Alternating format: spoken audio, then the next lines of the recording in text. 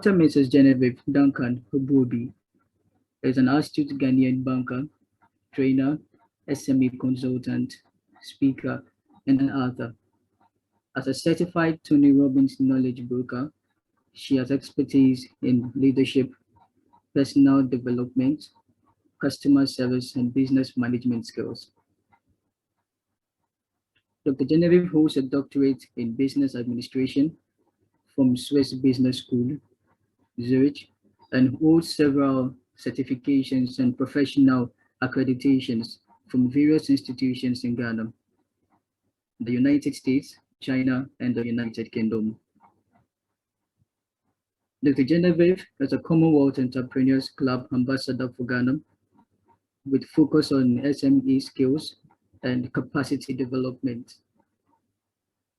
She is also the CEO of Genevieve Pearl Consults, a consulting firm that specializes in corporate training, business advisory services, capacity building for SMEs, coaching, proofreading services, and ghostwriting.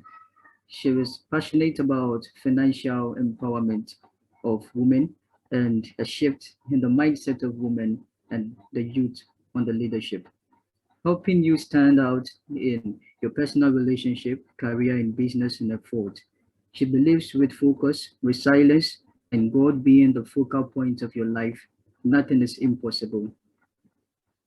Her hobbies are singing, hymns, traveling, research, spending quality time with family, and knowledge sharing. Wow, what a beautiful profile. So without much waste of time, I would like to welcome Dr. Genevieve Duncan Obuobi.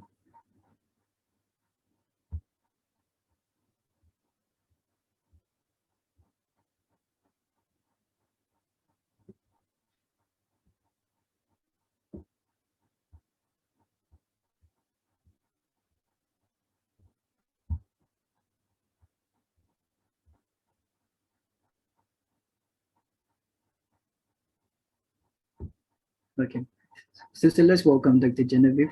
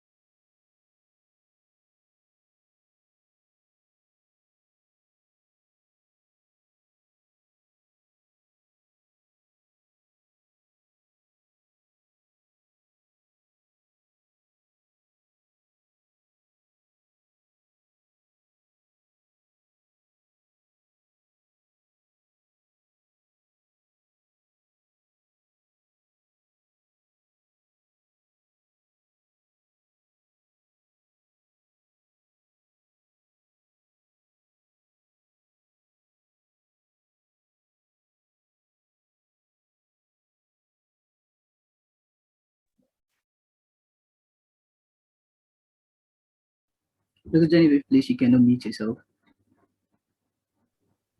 Okay, thank you. Thank you. Okay, now I've been given access. I want you to see my face, so please give me access for my face as well. Hello, good evening. Okay, and then access to record. Okay. All right, thank you. Thank you. Yes, it's better now. Hi, good evening to you all. I'm happy to be here. I hope you've all had a great day anyway.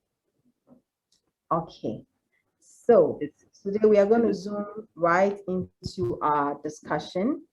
Like I had in my introduction, today is quite a busy one, so we'll have to do it a bit snappy, but I'm sure we'll all go home with something good. So we are looking more into 2050. So we are all closing our eyes and assuming that we are in the year 2050. In the year 2050, what are we hoping to see? We are the leaders of the future. That's what has been overly reiterated. So we are assuming that we are in the year 2050 and we are leaders of 2050. Leaders in terms of governance, in terms of corporate firms, in terms of big enterprises, running our own businesses and running big Fortune 500 businesses.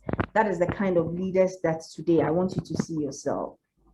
So we are talking about leadership, and I think one of the things that we are all faced with in today's world, they say it's nothing but leadership. Leadership is a crisis that we face today, because wherever you find yourself, it's the kind of leadership that affects every space, the kind of leadership that would make things work for good or for bad.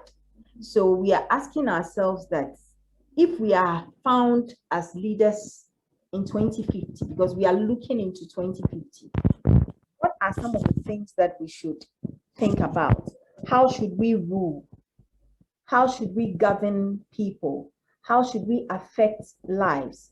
How should communities be impacted based on our leadership? I hope you can hear me. Hello? Yes, please. Okay. All right, good. So a little bit Yes, of please. introduction. Okay. So we are saying leadership qualities tend to be timeless. It means it has no end. And we've heard of great leaders. I mean, I love Nelson Mandela because he was such a great leader. So for me to want to emulate such a trailblazer, it means I have a lot to do. How do I work towards that? We find out that where we are in this generation, it's a bit volatile.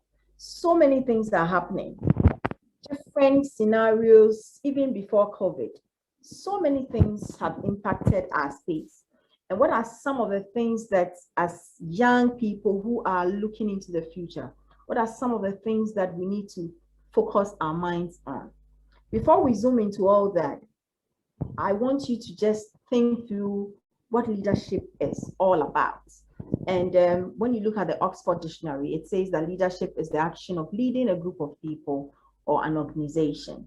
So wherever you find yourself, you can be a leader for a firm, you can be a leader for your own firm, that is an entrepreneur. You can be a leader in your home, that is being a father or a mother. You can also be a leader in terms of community, governing people, in terms of nation, and in terms of world, UN. We've all heard of Kofi Annan, the late. We've all heard of Ngozi, the current.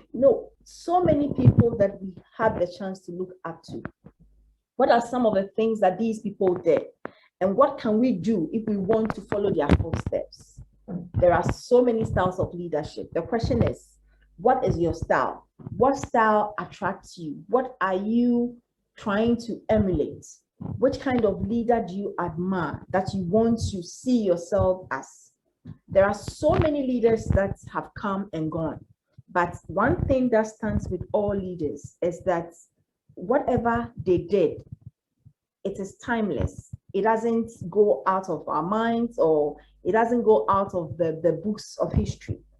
So for food for thought, I'm saying everything rises and falls on leadership. And this is by John Maxwell. The whole idea is you realize that the kind of leadership that we are faced with today, there are so many things that are happening in the world.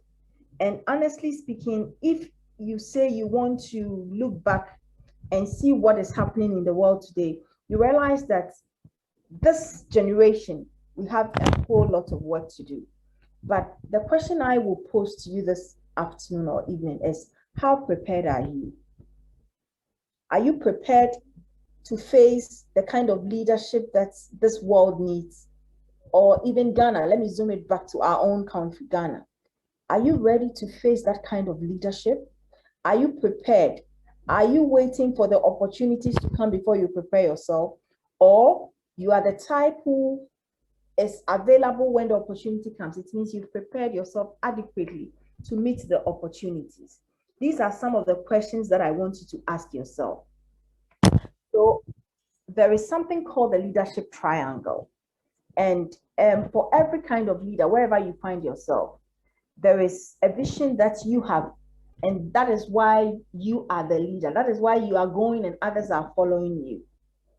In this vision, you have the strategies that you need to implement or you need to put down to be able to get the vision up and doing. These strategies have to be broken down into tactics. And then these tactics would transform whatever vision or ideas that you have, and then it will get it up and running. If we have great leaders, what does it do for us? And these are a lot, but just to mention a few, I would take about 3 and talk about them. Great leaders, if you're a great leader, it means that you inspire and you empower.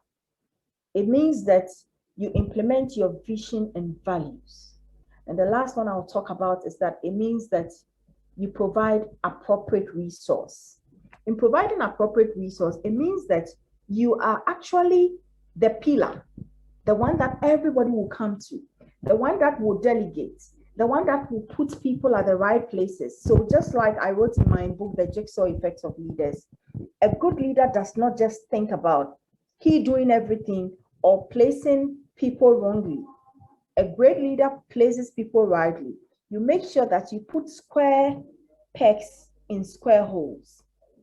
You don't put people just because you love them or because you want them to look good, and rather end up affecting the vision that you have. You place people right. So just like a jigsaw, you make sure that you get a perfect fit. And for me, if we are talking about leadership, we start with ourselves. We start with how well we are able to know who we are and understand who we are. When you know yourself, you do some sort of SWOT analysis. I'm sure you all know what SWOT analysis is. SWOT analysis is basically you knowing your strength, your weakness, your opportunities, and your threats. We do SWOT analysis all the time for businesses.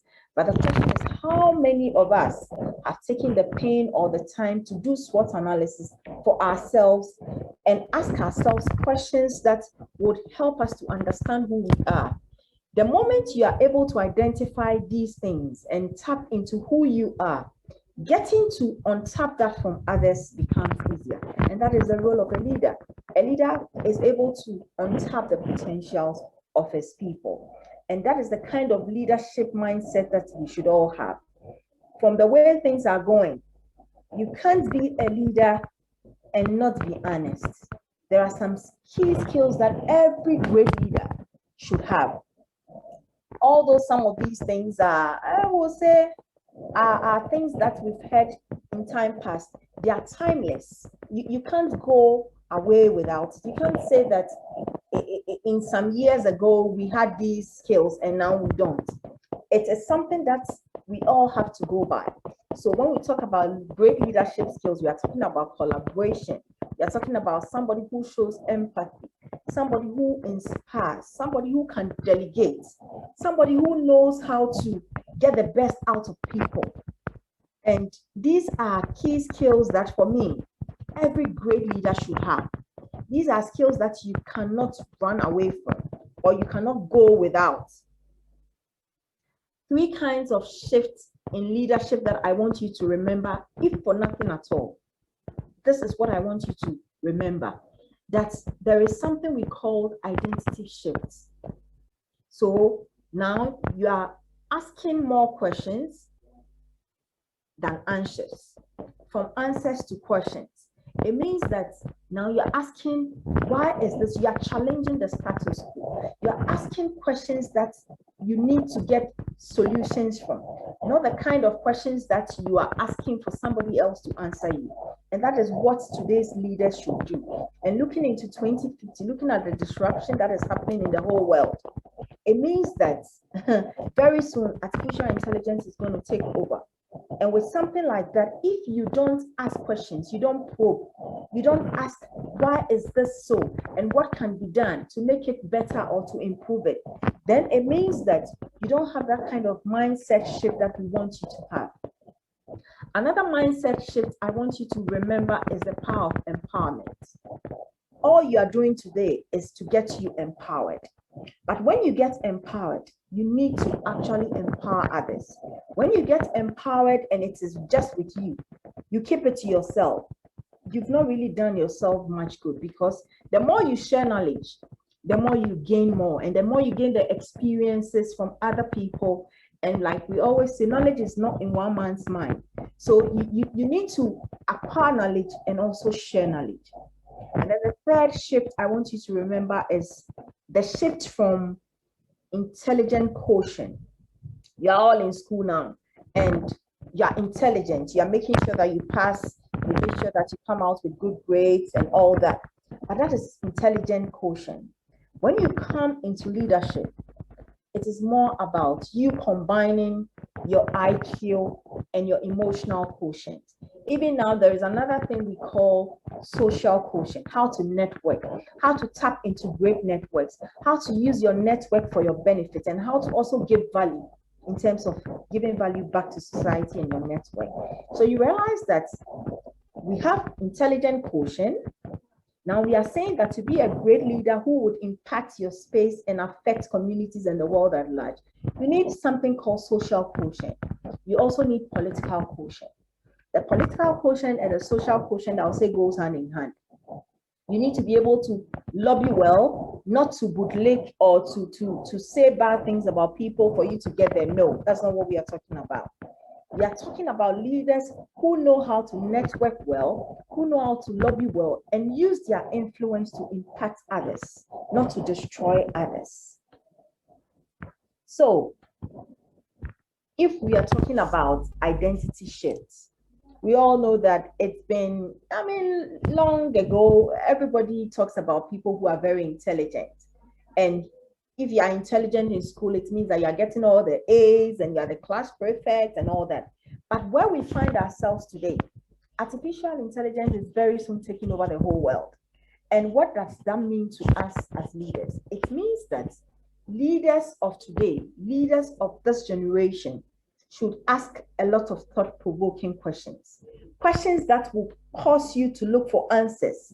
Questions that will cause us to look for solutions. 3 things that I want you to also remember in terms of perception. What extent do people around you perceive as a competent individual? To become a leader, yes, you need some sort of endorsements, let me put it like that. You need people to see you as a good person. You need people to like you. However, for me, that is not the only way. The real thing is for you to be able to understand that, look, I am going to impact my space. I'm going to affect communities. I'm going to affect lives and change and transform people. That's why I started by saying the triangle has the strategy. That is, you have your vision and you come up with strategy. You draw down these strategies into tactics where the team you are working with gets to understand. And then they all move together with you so that together as a one big team, you can transform your space or the world. For a leader to be a great leader or vision into years ahead, it means that you have to do things differently. You cannot do the normal things and expect natural or super results. It's not possible. What are some of the questions that you should ask yourself as a leader? What are some of the things that you should consider? What are some of the things that you have to do? I love food for thought. So I'm saying that when we replace the word, it sounds very romantic by middle. It says when we replace the word, that is the word leadership, with unitary leadership, and examine leadership as not being an individual. So now we are thinking more about collectiveness, collectivism. You can do it all by yourself, yes. But when you become a leader, it's no more about just you. It's about you impacting the life of others. It's about you going and allowing others to also put their foot at the right place. So you empower, you delegate, you ensure that you transform the lives of others. When you have team members, you ensure that you help them tap their potentials. Some of the things that you see are good with them, you actually try and leverage on them so that they can also see the good in them, and then they can take the task that you've given them. You don't just do all by yourself because you can do it. When you do that, you're not able to grow people. So these are some of the things that future leaders or leadership into 2050, these are some of the things that you should ask yourself about. I wouldn't go too much into this because this talks or delves down into leadership and how people get their power. I would send a slide so you can always read it. But some of the things that I want to dwell more on is that where we find ourselves now, we cannot do without emotional intelligence. And that is why it keeps resurfacing, because emotional intelligence is one key thing that every leader should get in today's world. You can't be a leader and not have emotional intelligence. You can't be a leader and say that you know it all by yourself. No, it is not possible. So now we are thinking of how do we see ourselves. Foresight is basically looking ahead. So how are you thinking into the future? What are some of the questions that you are asking yourself as we go through this? What are some of the matrices? What are some of the things that you're going to use to measure when we talk about looking into year 2050? What are some of the things that you think are changing today that are going to affect your time when you are leading and leading strongly? What are some of the questions that comes to mind?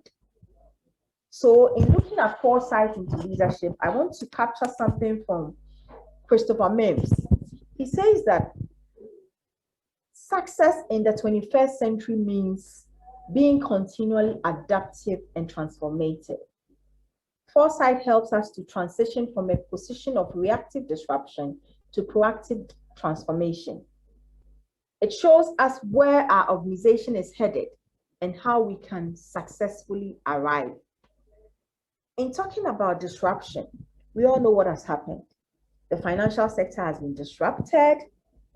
Now, artificial intelligence is actually taking control over the world. So many things are happening. And so you ask yourself that if this is happening in 2021, looking 10, 20, 30, 40 years, what is going to happen? So you find questions like this, and then you are asked to think. So you become more proactive. You don't wait till here 2050 is here, and then now we are thinking of what to do. Some countries, developed countries, have started thinking beyond 50 years from today. What are some of the things that will be needed? And they've started coming up with softwares and things that will help that generation. We all never envisaged COVID-19, but here we are with COVID, and it has disrupted everything. Now you need to stay at home and do so many things. We are having a session like this through the internet. Gone are the days where we will all have to be put in one room face to face and having an encounter. It's waste of time, it's waste of resources. But today, in here and you there, we are having an interaction. And that is the kind of technology that is ongoing. And these are some of the questions that as leaders, we should start asking ourselves. What are some of the things that are going to happen in 10, 50 years to come that we need to start thinking about today so that it can affect the way we think, the way we socialize, the way we network, the way we pull people together and cause things to happen? These are the questions that we should be asking ourselves. So, 3 ways to listen or learn the skill of foresight. The first one I'd like to talk about is question your assumption and biases. Scan from the outside in and be proactive, which I have spoken about. I love quotes a lot. So another one from Jim Tado, he says, any useful idea about the future should appear to be ridiculous. This means that ridiculous means that something that is like, it's unbelievable. It cannot happen. That is how we need to think from now. If you want to look at yourself as a great leader in the making, This is the time to start thinking, sorry to use the word like you're abnormal, you're unconventional, you don't do the normal things. This is how you start thinking, asking questions that probably you have no answers to, but it allows you to think, and it taps into your cognitive, where you are questioning things and asking, why is this so? How can we get it better? And causing effects and changes to happen in your environment. I don't know if there are any questions, or I can go through quickly and then we can ask questions. So before I end, I would say that for me, looking at where the world is getting to, or it has gotten to, it is very important as leaders to sit back and ask a few questions. What must I do differently? How can I do this to change what I wish exists? I always say that the change starts with us. I cannot say that I love to see women financially empowered and sit down and do nothing. It means that once I have seen that this is a problem, how am I causing effects to happen? And once it happens with one person, it has a ripple effect on the others. So the question I pose to you, if you want to be a leader who has foresight, a leader who is projecting into 2050, what are some of the things that you should start doing now? And that is the call to action that I want to talk about.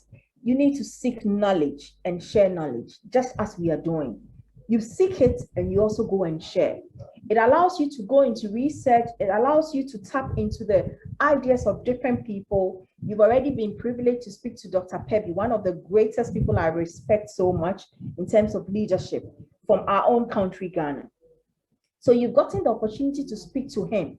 What did you take away? How are you going to impact your life and the lives of others with what you earned from his knowledge? Be an opportunity seeker. I don't like people who sit down with arms closed, waiting for the opportunity to come. No, that is not the kind of leadership that we are looking up to. The leadership that we want to see in the next few decades are leadership that you create it. Let me put it like that. You create what you want to see. So it is not there, you create it. That is it. You don't wait till somebody drops it to you. No. So you seek for opportunities. How well are you seeking for opportunities now that you find yourself in school?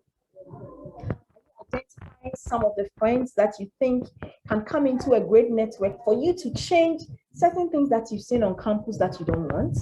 In Harvard, what happens is that before you leave the school, people have already formed businesses. People have already come together and identified a problem that they want to actually find solutions to. You can also be that difference. You can also create. You can also make it happen. Believe that you have all it takes to make it happen. Believe that idea is not in one man's mind. What you have to do is once you think through something, you pass it through other people's mind. The fear we have here in our part of the world is that people steal our ideas. People will tap into your knowledge and then they will go and use it to work. But never mind. Once you are passionate about something, I always say that you are the only person who can do it and do it exactly the way it has to be done. Remember, you are the only person who can do it and do it exactly the way it has to be done, because you have passion for it. So 10 more people can actually steal your idea, but they will not get the kind of results that you would get. And these are the kind of leaders that we want to see. Aspire for higher leadership roles. And I'm saying that it starts with you. It starts from your community. It starts from school. It starts from your small group, just as you have here.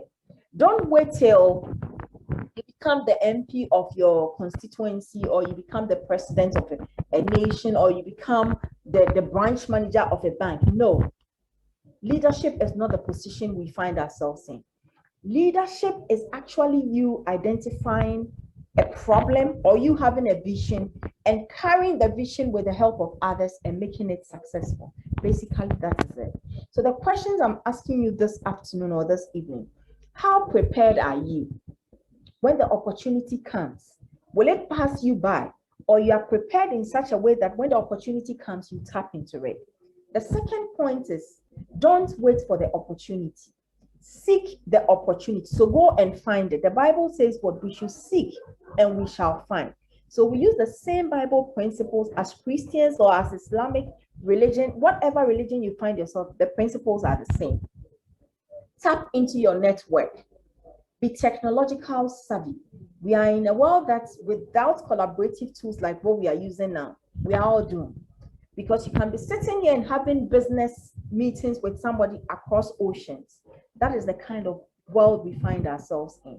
So we need to be very, very savvy in terms of technology. We need to understand that this is a technological world, and it's even going to get more intense as the years go by. So how prepared are you? How are you zooming into 2050? What are some of the things that you are asking yourself today as we have this discussion? I will leave you with 3 things. The first one is, you need to be somebody who will not sit down for the opportunity to come, but you seek the opportunity, create the opportunity, and let others also tap into your reservoir of knowledge. The second thing is, aspire for greater leadership role. Don't be, it's not to say that you want to be the president before you make an impact. No. In aspiring, it means that you are actually being the change that you seek. So the change starts with you. You are actually trying to impact your space, getting things influenced, being an enabler, being an influencer, being somebody who would hold the hands of others and get it done. So you become more of a collective person. You want to see people pull their resources together and make things happen. And the third one I want to talk about is how you would leverage your network and get things done and done well. Some of you can become big entrepreneurs, Fortune 500 businesses. The same way it started so many years ago with Zuckerberg, Steve Jobs, the same principle. They are not superhumans. They are just like you and I. They had an idea. They pulled a few people together. There are some people who would be naysayers. They will discourage you and all that. But if you're a visionarian, if you're someone who looks into the future, you have foresight. You don't allow negative people around you. So you are always objective with your thoughts and with your ideas. You pull a few people who resonate with your idea. You get it rolling. That is the kind of mindset I want to live with you this afternoon. I want you to remember that in the event where you fail in Silicon Valley, they don't know what is failure. They call it experience. You don't fail, you have experience, because you see, out of that experience, you learn something new, you adopt something new, you start something new, and that is how great leaders are made. So I will leave you here and I would say that, remember that change starts with you. You have all it takes. You just have to stay focused. You just have to believe in yourself and seek knowledge and ensure that you are tapping into the right networks. On this note, I would like to say a very big thank you. Although it has been brief, I have like 15 minutes for you to ask me all the questions that you want to ask. Thank you so much.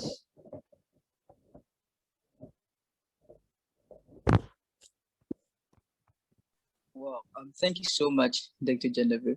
We are highly grateful, and I believe we have learned a lot. And okay, so it is now questions time. If you have a question, kindly just indicate by raising your hand, then we call you, so you ask your question.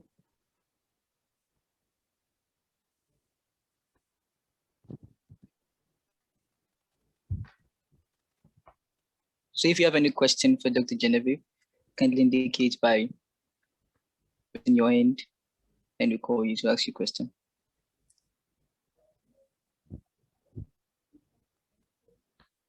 It can be any question, it doesn't matter. It shouldn't be just around what we've discussed. It can be any question that is bothering your mind, anything that you want some input on, anything at all. For the next 10 minutes, I'm with you. Thank you. Okay. So Dr. Genevieve has just about 10 minutes with us. Okay. So anyone again? Okay, so we have Yahweh Media. Please kindly ask your question now. Good evening. Please, my name is Clement, Ankama Clement, from University of Ghana. Okay. Okay, my question is, some of us want to become politicians. And looking at our caliber of politicians in this country, in this current generation, what at all can we learn from them? Because it's like they are playing some game of brain gain. It's either the MPP come and blame the NDC for this, or the NDC come and blame the MPP for this. So what at all can we learn from these politicians that are leading the nation right now? Thank you. Thank you so much, my dear, for the question.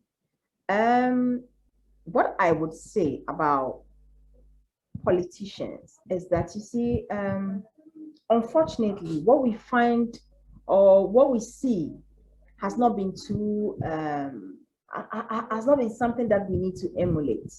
But as leaders of the future, as people who are looking to create and cause change, what I would say is that, one, we all know that there is something called values and principles. We don't want to look at the negatives of others. What we need to now look at is, how can we make it better? Why should we make it better? And what are some of the benefits that when we make it better, we are going to derive? These are the questions that I want you to ask yourself. Because unfortunately, like you rightly said, we've not had great politicians to look up to. All the same, we've had great politicians we can also look up to. But we want to look at the generic. We would say Africa, and then we'll maybe bring it down to Ghana. But I think that for me, let's look more into the positive. Let's tap into the good rather than looking too much about the negative. Let's tap into the good, and then let's use the good and add what we believe in, our belief systems and our principles to add up, so that when we get a chance, we can make a difference. I don't know if I've answered your question. Yes, please. Yes, I answered it. Thank you very much. Thank you. So be the difference, okay? Thank you. Okay. Okay. Thank you very much, Dr. Genevieve. Clara, come in, please. You can ask your question now. Okay, thank you very much. I've learned a lot. But my question is, in the country that we are in now, Ghana here especially, it's even difficult for you to apply for internships and then even be accepted. So then how are we going to be trained to become the leaders that we envision to become? Thank you. Thank you so much. I mean, honestly speaking, the rate of unemployment and the rate of students finishing school and just not even finishing school, I mean, getting the opportunity, just like you said, to even have internship is a problem.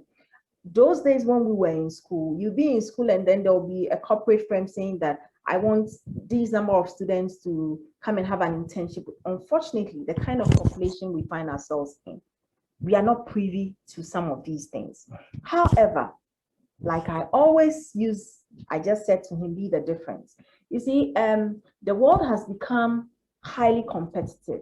So you need to ask yourself, how are you standing out? How are you ensuring that you have what it takes, that when there is time or there is an opportunity, it will end up with you? What are some of the things that you have to do for yourself? So it means that once you are in school, I would love to say that take roles that are voluntary. If you get the opportunity to work with a firm, or sometimes you just go online. There are a lot of networks that give room for people to network and learn and volunteer and do so many things. Once you are doing some of these things, it might be voluntary today, you're not being paid for it, but it creates opportunities and open doors for you. Sometimes, even when you get the opportunity to work for someone, it can be just a small firm around your area.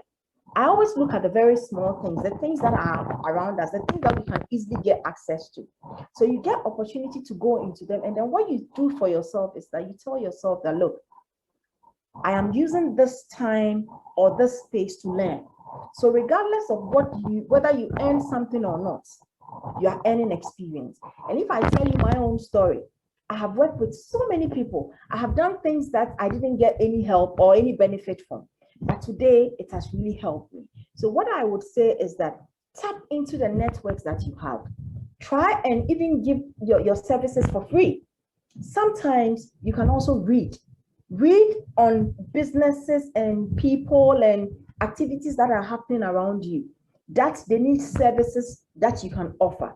And then that is it. But on talking about internship, I would put something on the chat.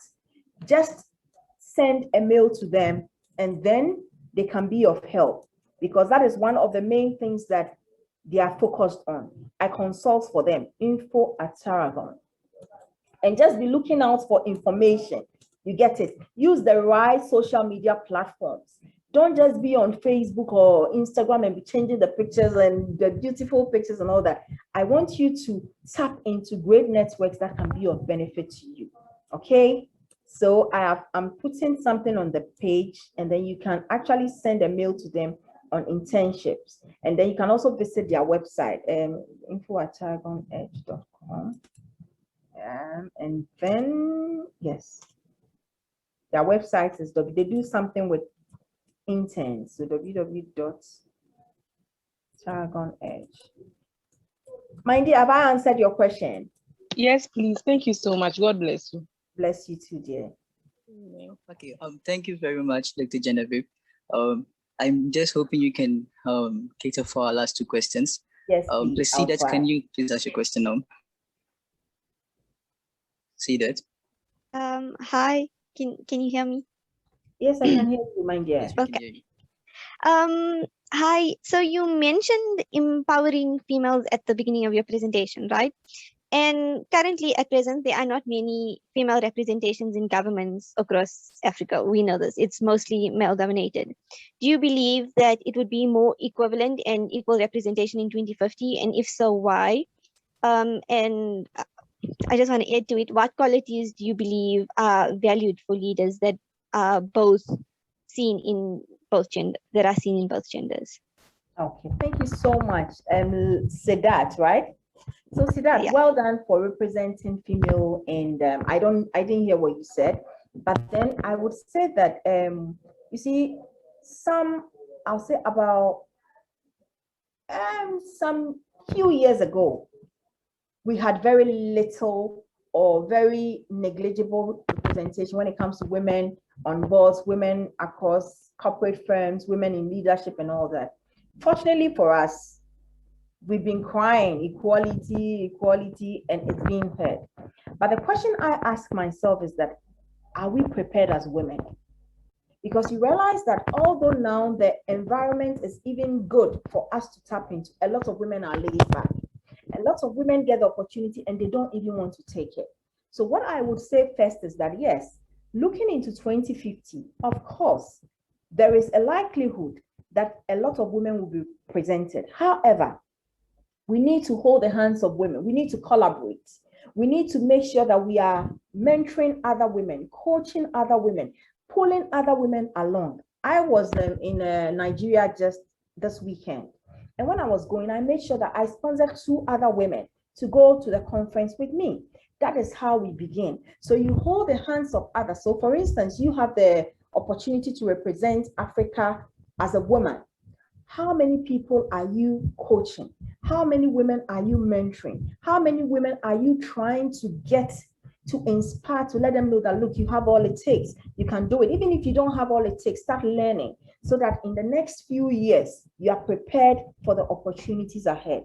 I believe strongly that the only way as women we can pull ourselves together is to stop the competition game and collaborate more. Collaboration is the new word that I want us as women to remember. I call it the new-ish. It means that that is the way to go. That is how we can sit here and get things happening for us all over the world. because I don't need to be in Nigeria to get something running for me. I don't need to be in Dubai. I don't need to be in the US. Once I have the great network and I have the right women assisting me, the right networks, all I do is to tap into these networks, collaborate with them, be a woman of high integrity, be somebody that you can be trusted so that others would entrust other things into your hands. So I would say that the opportunities would come because we are fighting very hard for these equality. But the point is, are we prepared as women? We need to seek knowledge. Leadership has no gender. Leadership is not for a man or for a woman. A man can be a great leader, a woman can be a great leader. A man can be a bad leader, a woman can be a bad leader. But when we get the chance as women, how well are we able to influence? How well are we being able to make our voices heard? How well are we able to use the opportunity that we've gained to affect the lives of others? That is the question I want you to ask yourself.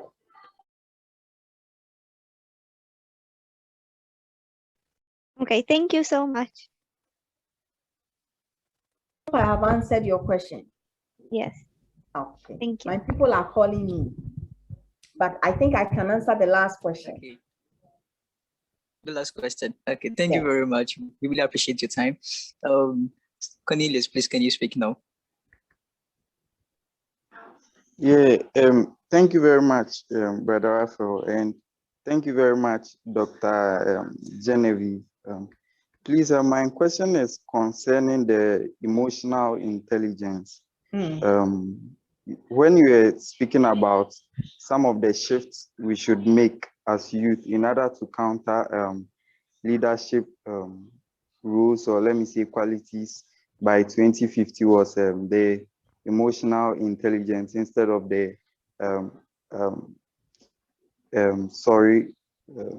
instead of the IQ rather.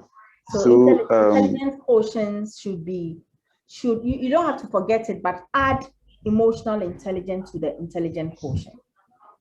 Okay, Dr. Genevieve. So yesterday, Dr. Pebi also spoke about it. So when you also spoke about it today, it's actually I re-echoed what Doc said. Yeah, so it sounded like how important emotional intelligence is.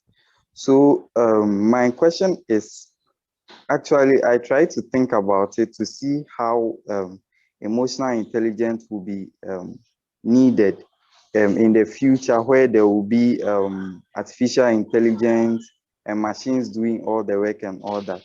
And another question I was asking myself too was, is emotional intelligence not needed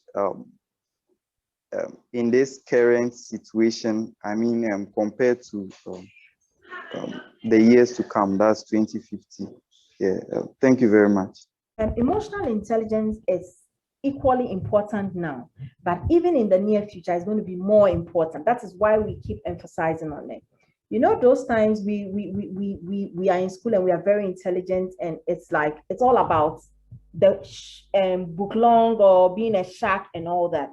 But in this day and age, you need to be able to understand the emotions of people, need to get results from them, but at the same time, be sensitive to their needs. Need to remember that, look, it takes networking, soft skills like communication, how pleasant you are, how well you're able to network and leverage on your network. Then you can tap into bigger deals and greater things. That is why we are all emphasizing on emotional intelligence, because without that, you cannot get the kind of leadership that you are looking for in this day and age, and even the years ahead.